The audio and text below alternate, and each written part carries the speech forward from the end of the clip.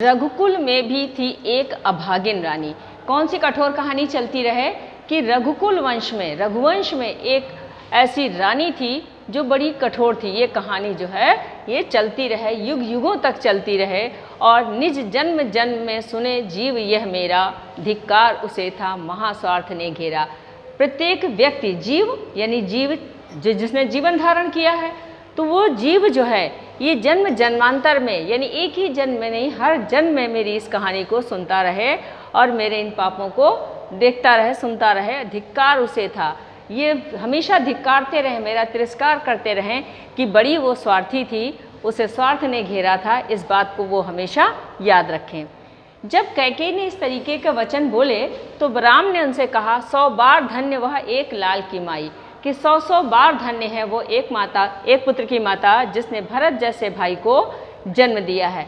एक पुत्र की माता इसलिए कहा है क्योंकि कैकेयी के एक ही पुत्र था। पागल सी प्रभु के साथ सभा चिल्लाई। जब राम ने ये वचन उच्चारे, बोले, तो उनके साथ जहाँ उपस्थित सारी सभा थी वो भी सारी सभा एक साथ बोलने लगी। क्या बोली? 100 बार धन्य वह एक लाल की माई। 100 बार धन्य है वो एक पुत्र की माँ जिसने भरत जैसे पुत्र को जन्म दिया। हाँ, लाल उसे भी आज गमाया मैंने। आगे कैकेयी उसका उत्तर देती है राम के प्रश्न का, राम के वचन का। कहते हाँ, आज उसको भी मैंने खो दिया। जिस लाल की बात तुम कर रहे हो आज वो भी पराया हो गया, उसे भी मैंने खो दिया है। विकराल कुयश यहाँ कमाया मैंने। बहुत बड़ा, विकराल भयंकर अपयश मैंने यहाँ पर आकर के कमाया है, यानी अर्जित किया है। मैंने कोई पुण्य कर्म नहीं किए हैं, मैंने पाप कमाया। और पाप भी कैसा? विकराल, भयंकर।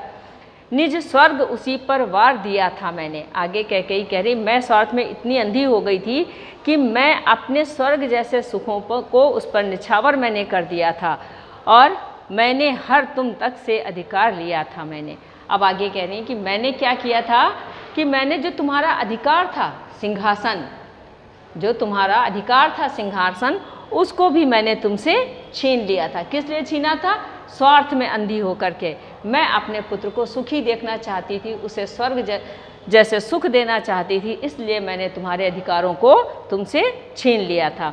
पर वही आज यह दीन हुआ रोता है, पर आज वही बालक मेरा भरत आज बहुत दीन होकर के रो रहा है, दुखी होकर के रो रहा है। और उसी रोने की दशा कैसी है? शंकित सबसे घृत हरिण तुल्य होता है। उसकी दशा कैसी है? जैसे कोई हिरण, हरिण माने हिरण, घास को चल रहा हो और अचानक उसको सामने से शिकारी दिखाई दे जाए, तो उसकी स्थिति ये होती है, ना तो वो घास चर पाता है और ना ही वो भागने के लिए विवश हो पाता है। क्यों?